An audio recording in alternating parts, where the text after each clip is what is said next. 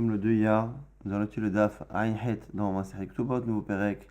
Aïcha Shenaflou, le Perek va parler des Nirse Milog, des biens que la femme apporte avec elle dans le mariage et que le mari va exploiter pendant la durée du mariage et profitera de l'usufruit et qui retomberont après dans la propriété de la femme lors d'un éventuel divorce ou lors du décès du mari. Et ici, la Mishnah et la Gemara vont essayer de traiter de la possibilité que la femme a pendant cette période de vendre éventuellement ces biens. Donc des biens qu'elle aurait acquis avant le mariage, après le mariage, mais avant la choupa ou après la choupa. Est-ce que pendant cette période où elle vient de l'acquérir, est-ce qu'elle a le droit de les vendre? Et si elle les vend, même alors qu'elle n'avait pas le droit, est-ce que la vente est validée ou pas? Premier cas, une femme qui reçoit des biens avant les kiddushin même. On dit Bet Shammai ou Bet Hillel, Shimocheret, Benotenet, Vekaya. Il est évident ici que si les biens ont été acquis avant le mariage, eh bien après le mariage, elle pourra les vendre et en faire ce qu'elle veut. Naflula Mishenit Arsa, dans le cas où elle a déjà été Mekoudeshet, donc elle est Mekoudeshet, mais elle habite encore chez son père, il n'y a pas eu la choupa, et on part du principe que dans tout ce qui est le domaine financier, comme les nédarim, les vœux, eh bien, elle est encore dans le domaine de son père et non pas dans le domaine du mari. Si elle reçoit, elle acquiert des biens pendant cette période-là, Bet Shammai Omrim Timkor ou Bet Hillel Omrim Lo Timkor. Pendant cette même période-là où elle a reçu le bien entre les Kiddushin et les Nisuin, la Choupa, eh bien, il y a une marloquette. Bet Shammai dit elle peut vendre. Bet Hillel dit elle ne peut pas vendre. Mais quoi qu'il arrive, Bet Hillel est d'accord que si elle vend, ça marche. Et l'Ovel Omodim, chez Machavenatna Kayam. Tout le monde est d'accord qu'elle peut vendre. Pour l'instant, on a le premier cas, c'est le cas où les biens ont été acquis avant tout mariage, avant toute procédure de mariage. À ce moment-là, la femme est libre de vendre quand elle veut ses biens. Dans le cas où elle a acquis ses biens après les kiddushin, donc après le mariage, mais avant la choupa, avant la vie commune, c'est ici qu'on a une discussion Bet Shammai et Bet Hillel, est-ce qu'elle a le droit de vendre ou pas? Et quoi qu'il arrive, même Bet Hillel qui disent qu'elle n'a pas le droit de vendre, eh bien sont d'accord que si elle le fait, la vente est bonne. Le troisième cas, qu'on ne va pas lire tout de suite, mais qui sera lu un peu plus tard dans la Mishnah, c'est le cas où elle a été mariée, Kiddushin, plus la choupa, donc elle a une vie commune avec son mari, et après elle reçoit des biens, elle acquiert des biens, et à ce moment-là, tout le monde est d'accord que non seulement elle n'a pas le droit de vendre, mais que si elle vend, le mari peut annuler. En tout cas, avant d'arriver au dernier cas, on a ici une discussion. Amar Rabbi Yehuda nous rapporte que Chachamim ont parlé comme ça à Rabban Gamliel. À moi, Chachamim et Rabban Gamliel. Donc, les Chachamim, ce qu'ils ont dit ici à Rabban Gamliel, ça revient plus ou moins à discuter sur la vie sur la vie qui est matière, qui autorise. Oh, il va sa Rabba Isha. On a vu, nous, dans le cas précédent, que selon Bet Hillel, eh bien, elle ne peut pas vendre. Selon Bet Shammai, elle peut vendre. Et quoi qu'il arrive, si elle a vendu, ça marche. Et là-dessus, on voit que Chachamim ont l'air d'avoir un problème. Oh, il vezachabaisha, comment c'est possible de dire que l'homme a acquis entre guillemets la femme, donc elle est sa femme, et comment se fait-il que dans le même temps, il n'a pas une propriété sur les biens? Amalahem, alors là, c'est là que Rabban a répondu, Ala chadashim anuboshim, déjà nous avons honte sur les nouveaux biens. Et là, Chatem, Megalgelin, Aleno, Etayashanim, mais en plus vous voulez provoquer la même chose pour les anciens biens. Quelle est l'idée ici? C'est qu'en fait, ici, Chachamim ont un problème. Il y a un des cas où on voit que la femme peut vendre. Soit le fait qu'elle puisse vendre les khatrila, soit le fait que si elle vend, ça marche. Là-dessus, Chachamim ont un problème. Comment se fait-il qu'un mari soit considéré comme étant le mari de la femme et que la femme ait la possibilité de vendre ses biens? Ça gêne Chachamim. Là-dessus, la réponse est quoi? C'est que, tu sais quoi, même lorsque déjà la femme elle est mariée totalement, des coups d'échette, elle est née sous A, qu'elle acquiert un bien, qu'elle le vend et qu'on a dit que tout le monde est d'accord que le mari peut annuler, ça déjà on en a honte entre guillemets. C'est-à-dire que c'est pas normal, normalement une femme, c'est déjà pas mal que le mari ait l'usufruit des biens, mais en plus qu'il puisse empêcher la vente, c'est pas normal. On a déjà honte de dire que quand la femme acquiert des biens après toutes les cérémonies du mariage, on a déjà plus ou moins honte, entre guillemets, de laisser la possibilité au mari d'annuler, et toi tu voudrais que même avant, à partir du moment où elle a reçu les kiddushin, tu voudrais déjà que le mari puisse annuler. Donc ça c'est la réponse de Rabban Gamliel. Maintenant, le troisième cas, c'est ce qu'on a déjà cité tout à l'heure, Naflula Mishénisset, dans le cas où elle a reçu les kiddushin, les nisuin, et elle acquiert maintenant des biens, et l'ovelo modim, chez Machavedatna, Baal Motsi, Miyad al Kohot, tout le monde est d'accord, Bet Hillel, Bet Shammai, que non seulement elle ne peut pas vendre les khatrila, mais que si elle vend, la vente est caduque. Dernier cas, qui est un peu intermédiaire, Hachelo-Niset, Veniset, dans le cas où elle a acquis les biens entre les Kiddushin et les Nisuin. Donc à un moment donné où on a la marloquette Bet Hillel Bet Shammai, simplement au moment où elle veut les vendre, elle est déjà Nessoua. Elle acquiert les biens à un moment donné où, selon Bet Shammai, elle pourrait vendre. Simplement, elle ne vend pas tout de suite. Elle finit le mariage et maintenant elle veut les vendre. Rabban Gamliel Omer, Im Machavenatna Kayam. Si elle vend, ça marche. Qui sous-entend que les khatrila, elle, n'aurait pas le droit. Elle n'aurait pas le droit de le faire, mais si elle le fait, ça marche. Un peu comme ce qu'on avait vu selon Beth Hillel dans le cas où elle voulait vendre tout de suite même entre les Kiddushin et les Nisuin. Amar Rabbi Chanina ben Akavia, et Rabbi Chanina ben Akavia dit que c'est là-dessus que Chachamim ont discuté avec Rabban Gamliel. Comment tu peux dire que cet homme-là, qui a épousé cette femme, une fois qu'il l'a épousée, elle a acquis un bien. Après, il a fait les nisuin, il a terminé le mariage. Cette femme, elle est sa femme à 200% maintenant. Et maintenant, si elle vend, ça marche. Comment tu peux dire un truc pareil? Oui, les Zachabaïcha, Zachaban Chassim. S'il a acquis la femme, entre guillemets, il a acquis aussi les biens, Amalahem, il a répondu la même chose que ce qu'on a dit tout à l'heure. Déjà, on a honte, entre guillemets, de donner la possibilité au mari d'annuler des biens qui ont été acquis puis vendus après une issue. Et toi, tu voudrais que même avant. Donc, non. Rabbi Shimon Cholek, Ben Nechassim. Dernier avis, qui est Rabbi Shimon qui dit qu'on fait la différence entre les types de biens. Nechassim, Eidoim le Baal Lotim Kor, Vim Machavenatna Batel, Shem Eidoim le Baal Lotim Kor. Les biens qui sont connus du mari, la Gemara à la fin du DAF essaiera de définir exactement ce que c'est les biens connus du mari. Les biens qui sont connus du mari, elle ne pourra pas les vendre. Et si elle les vend, ça marche.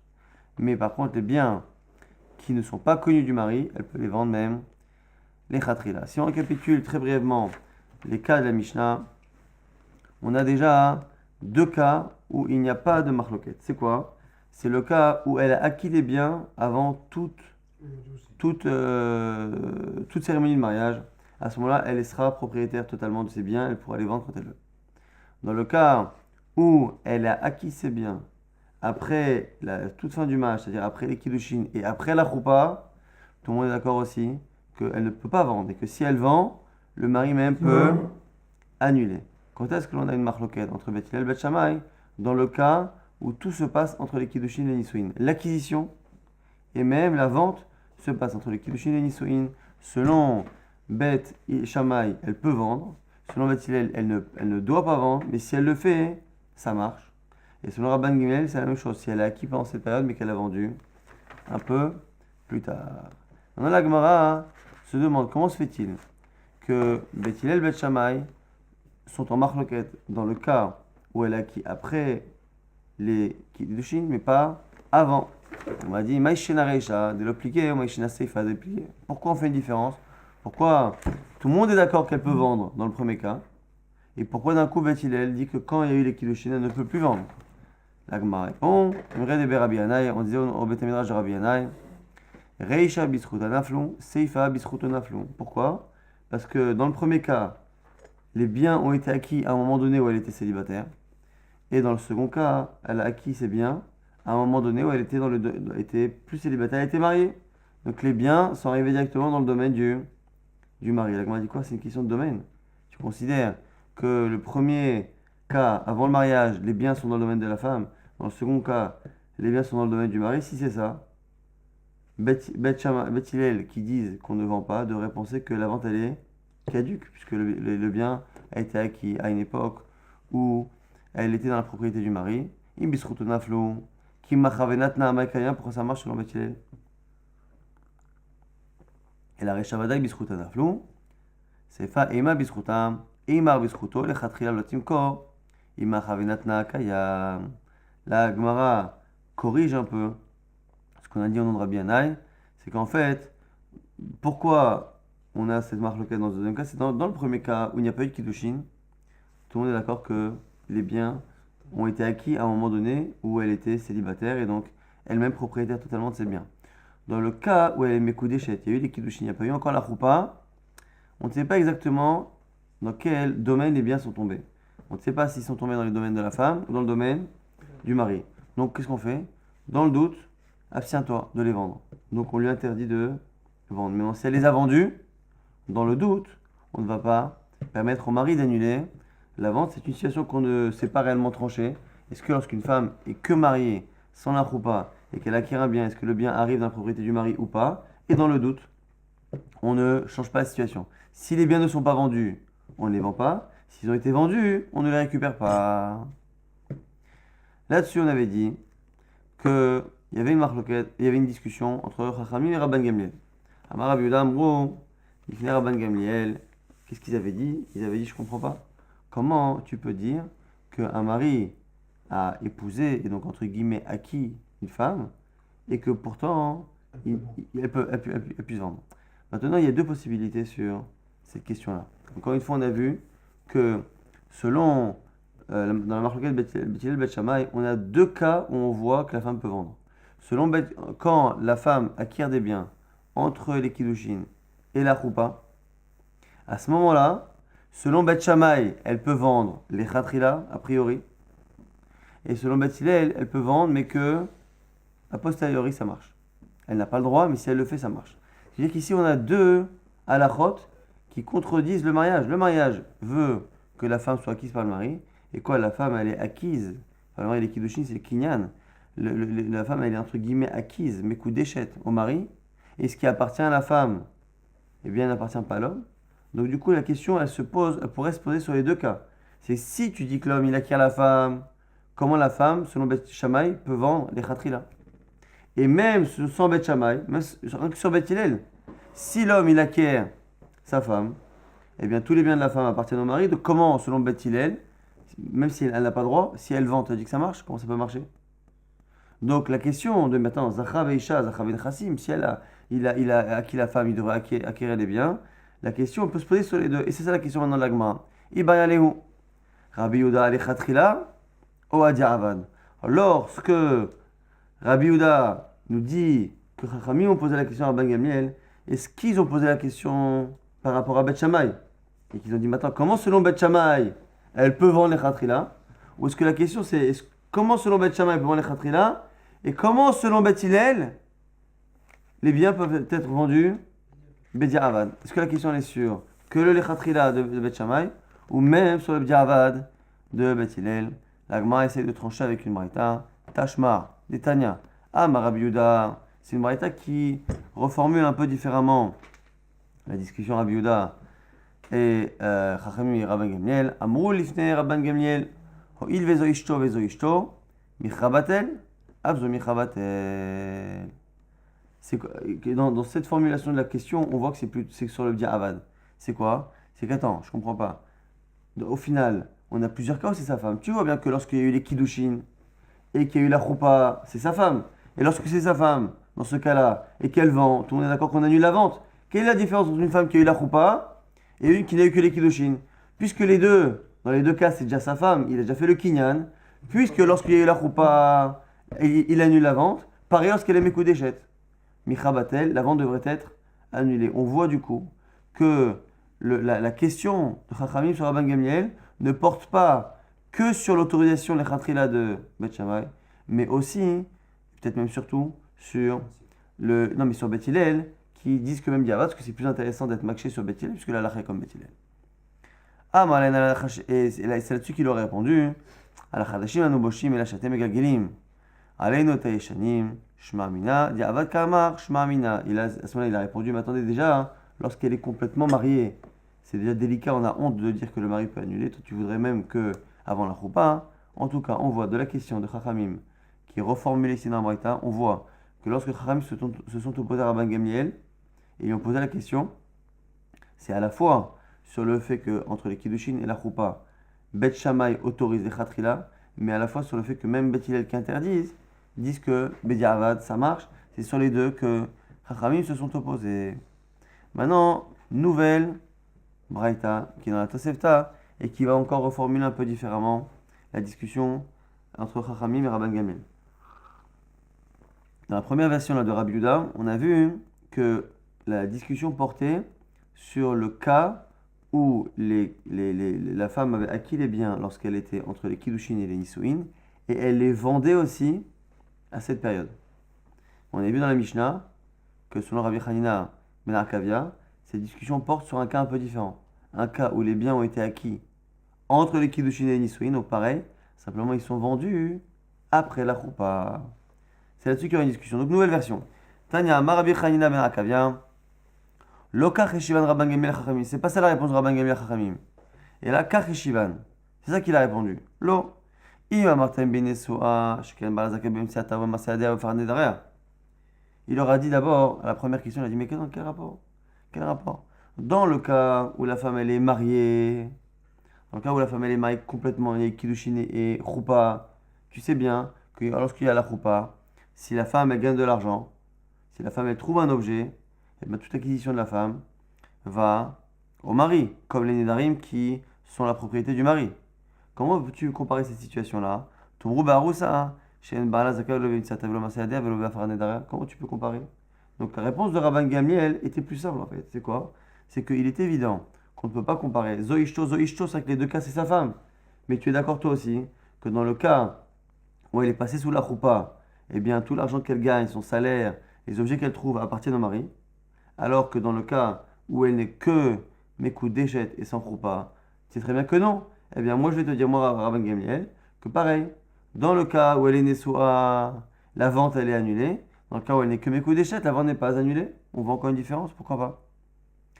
Amroulo, Rabbi, Machat Shelo Niset, Niset Vachakach, Machamahu. Alors, ils lui ont répondu à ce moment-là, Rami ont accepté la réponse Kanyere. Et c'est là qu'ils ont dégainé une autre question. En disant, ok, tu as raison dans le cas où la vente se passe entre les Kiddushin et les Nisuin. Maintenant, que vas-tu dire lorsque la femme a acquis les biens entre les Kiddushin et la Choupa? Simplement, elle les vend après la Choupa. Et elle les vend à un moment donné où elle est complètement dans la propriété du mari. Et là-dessus, il aurait répondu Amaléo, même elle peut vendre les Khatrila. Et ça marche. Mais là, qu'est-ce que tu vas me dire? Elle est Mekou Déchet, elle est Nessoua, il y a eu la Choupa, les Kiddushin, il y a eu tout. C'est sa femme à 100%. Comment il peut être zoché à posséder, entre guillemets, sa femme et pas ses biens à elle? À ce moment-là, il a répondu à Malahem, à la Chadashim, à Numoshim, à la Chatem Galgil, Malahem, et Taïchanim. Il dit, mais Bichlal, même le cas où elle est mariée à 100%, c'est déjà difficile de dire que le mari peut annuler. Là, dans ce cas-là, où les biens ont été acquis à un moment donné, où elle n'était pas financièrement sous la tutelle du mari, et bien du coup, elle a encore cette possibilité-là. Maintenant, dans cette version-là de la discussion, on a la Mishnah et la Braïta.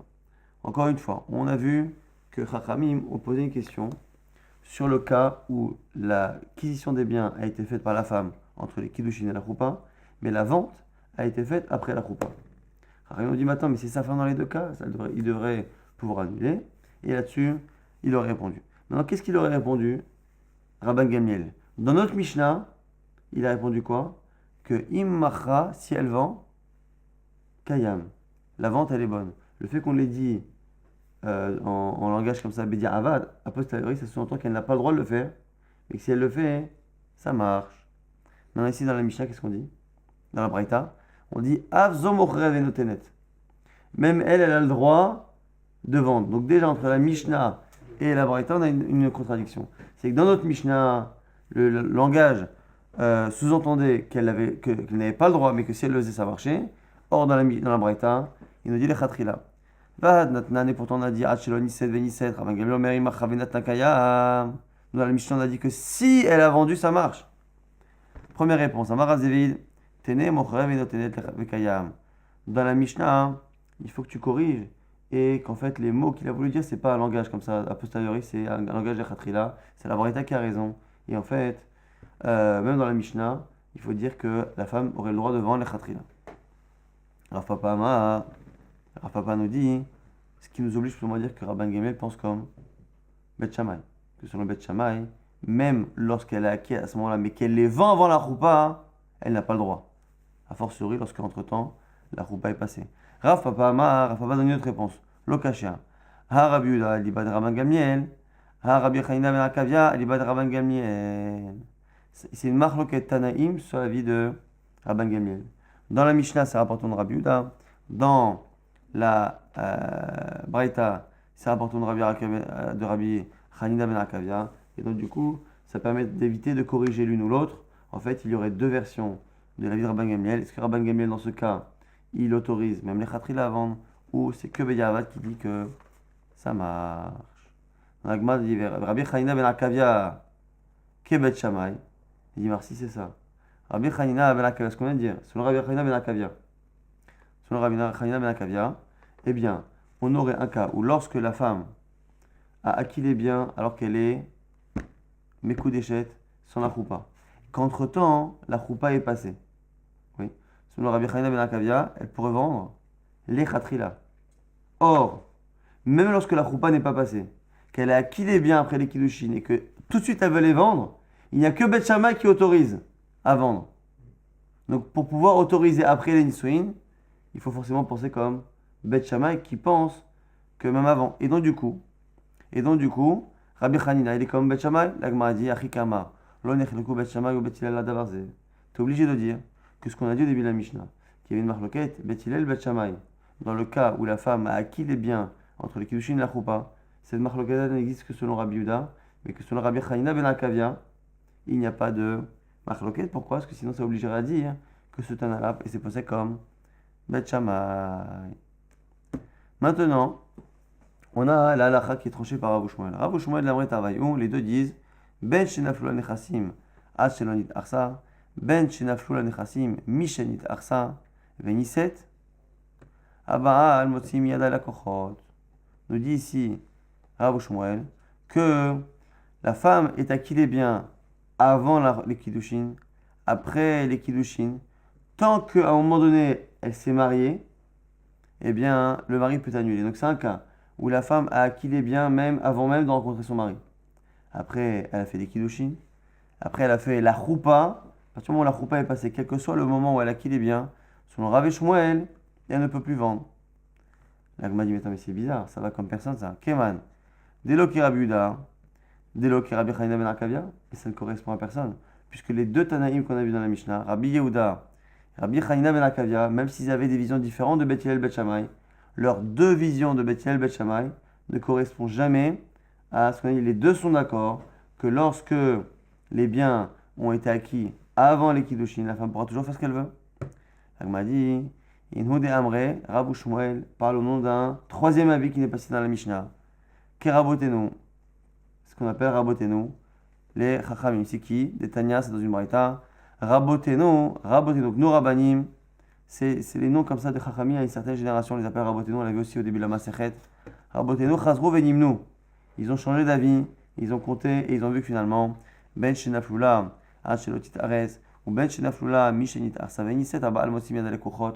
Chachamim sont venus remettre en cause après coup ce qui est marqué dans la Mishnah. Ils ont compté et ils ont institué que finalement ce qu'on a dit qui était une réalité selon Bet Hillel, selon Bet Shammai et les visions de Bet Shammai comprises et de Bet Hillel comprises selon Rabbi Yehuda et selon Rabbi Chanina ben Akavia, quoi qu'il arrive, à partir de maintenant, une fois que la vente a lieu après la choupa, quel que soit le moment où l'acquisition de la femme a été, des biens par la femme a été faite, et bien quoi qu'il arrive, une fois que la vente a lieu après la choupa, et bien le mari peut annuler cette vente. On avait dit nous dans la Mishnah qu'avant même cette halakha de Rabotenu, Mishaniset Elo Ve'elo Modim, on a dit que dans le cas où les biens ont été acquis après la choupa, pas shoot que le mari peut annuler la vente une fois que la vente est faite après. Elle m'a dit les matanina, les takanat Usha. Notre Mishnah, c'est la takana de Usha. Donc c'est une takana qui a été instituée par les Chachamim dans la ville de Usha. C'est quoi? Dama Rabbi Yosef, Rabbi Hanina, Rabbi Yossi, il a dit au nom de Rabbi Hanina. Beusha et Kinu, dans la ville de Usha, ils ont fait une takana. Aïcha Shemacha ben Nirse Milog, une femme qui vend pendant le mariage ses Nirse Milog, donc c'est bien dont le mari profite de l'usufruit. Mais Haye Baala, du vivant de son mari, va mettre qu'après elle-même décède. Habaal Motzi Miyad ala Kohot, le mari peut aller récupérer les biens et annuler la vente. Alors du coup, on voit que c'est déjà marqué dans une takana de Usha, on voit que la femme ne peut pas vendre ses biens qu'elle a acquis après les Nisuin, après la Choupa. Donc pourquoi le dire dans la Mishnah? Pourquoi la Mishnah ne dit pas directement de Itkinu be Usha, que c'était une takana de Usha? La Gemara dit il y a deux choses. Il y a takana de Usha, il y a l'autre Mishnah. Mat nitin be Hayea ou perot. Takana Tusha be Gufa shekarka ou l'acharmita. La Gemara dit non, c'est deux sujets différents. Notre Mishnah parle de la possibilité qu'un mari a du vivant de la femme d'annuler la vente pour continuer du vivant de la femme de profiter de l'usufruit. La takana de Usha est une takana qui a été faite pour donner la possibilité, après la mort de sa femme, que le mari a la possibilité d'aller récupérer les biens, pour récupérer non pas l'usufruit, mais récupérer le bien lui-même pour justement un éventuel héritage. On a dit à la fin de la Mishnah que Rabbi Shimon Cholek ben Nechassim Ayidoim, que Rabbi Shimon faisait une différence entre les biens connus du mari et ceux qui n'étaient pas connus. Ceux qui étaient connus du mari, eh bien, elle ne pouvait pas vendre, et si elle vendait, ça marche. Et les biens qui ne sont pas connus, elle peut les vendre. La Gemara dit Elo en Yidoim, Velo en Shenan Yidoim. C'est quoi les biens connus, pas connus? Amar Rabbi Yossi, Rabbi Hanina, Rabbi Yossi, fils de Rabbi Hanina, nous répond Yidoim, Mikarkae, Shenan Yidoim, Mitaltelin. C'est quoi la différence? C'est des biens mobiliers, des biens immobiliers. Les biens, ce qu'on appelle connus, c'est les biens immobiliers. Et les biens non connus, c'est les biens mobiliers. Rabbi Yochanan Amar, Rabbi Yochanan donne notre avis. Elo velo yedoim, c'est pas vrai. À la fois, les biens mobiliers et immobiliers sont considérés comme des biens connus. Elohen chez Enal Nidoim, voici les biens que l'on appelle non connus. Kol chez Yoshevet Kan, Venafula Nechassim Birusha, Vinatayam. C'est tous les cas où la femme est là et qu'elle reçoit un héritage qui provient du bout du monde. Donc ici, c'est plutôt un bien une acquisition qui est inattendue et imprévisible. Et c'est en cela que c'est Enal Nidoim. Il y a une braïta qui confirme cette vision-là, de Rabbi Yochanan, Elohen chez Nidoim, Kosh Yoshevet Kan Venafula Nechassim Vinatayam, qui confirme l'avis de Rabbi Yochanan que les biens qu'on appelle non connus et que sur le Rabbi Shimon, ceux-là, elle pourrait vendre les khatrila, eh bien, ce serait des biens, un héritage, donc pas prévisible, et qui vient de l'autre bout du monde. On va très rapidement résumer tous les cas de la Mishnah. La Mishnah est un peu, pas complexe, mais un peu chargée. On a plusieurs cas, à l'origine en tout cas, d'une femme qui veut vendre ses biens, et on décline les cas en fonction du moment de l'acquisition. Si la femme a acquis les biens avant les kiddushin, avant le tout début du kinyan du mariage, eh bien normalement elle peut les vendre. Sauf que là pour l'instant c'est la Mishnah, mais la Gemara dira plus tard que Chachamim, Rabotenu, Chazrou, Venimnu, ils ont changé d'avis, ils ont dit que finalement, si elle attend la fin du mariage pour les vendre, elle ne pourra plus les vendre. Il faudrait qu'elle les vende tout de suite. Mais à l'origine en tout cas, on disait que lorsqu'elle les a acquis avant le mariage, elle pourra les vendre quand elle veut, sans aucun problème. Par contre, si elle acquiert les biens entre les kiddushin et la choupa, eh bien, pendant cette période-là, on a une marloquette. Selon le Beth Shammai, elle peut vendre, selon le Beth Hillel, elle ne peut pas vendre, et si elle vend, ça marche tout de même. Et là-dessus, il y a eu la discussion entre Rabban Gamliel et Chachamim. Troisième cas, le cas où les biens ont été acquis après les kiddushin et après la choupa. Dans ce cas-là, tout le monde est d'accord que si elle vend, la vente, elle est caduque. Le cas maintenant qui revient un peu, qui est un peu un cas intermédiaire, c'est dans le cas où elle a acquis entre les kiddushin et la choupa, mais qu'elle a vendu après la choupa. Selon Rabban Gamliel, on aura deux versions. Quoi qu'il arrive, elle peut vendre. Enfin, si elle vend, ça marche. La question, c'est est-ce qu'elle peut vendre les khatrila ou pas?